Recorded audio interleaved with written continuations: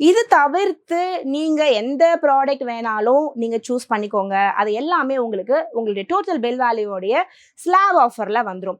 இந்த strike out price எதுவுமே வந்து பாத்தீங்கன்னா உங்களுக்கு ஸ்லாப் ஆஃபர்ல அப்ளிகபிள் ஆகாது.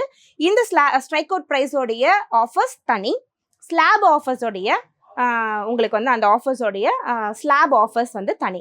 ஸோ இப்போ நான் காமிச்சிருக்க ப்ராடக்ட்ஸ் எல்லாமே தனியாக உங்களுக்கு வந்து அந்த அமௌண்ட்டில் வரும். ஸோ இதை நான் எடுத்துட்டு இந்த 10,000 ரூபாய்க்குள்ளே நான் அடிஷன் பண்ணி அந்த ஸ்லாப் ஆஃபர் எனக்கு கிடைக்குமான்னு கேட்டிங்கன்னா அப்படி இது வந்து அப்ளை ஆகாது. ஸோ இது எல்லாமே உங்களுக்கு வந்து கிளியராக இருக்கும் அப்படின்னு நினைக்கிறேன்.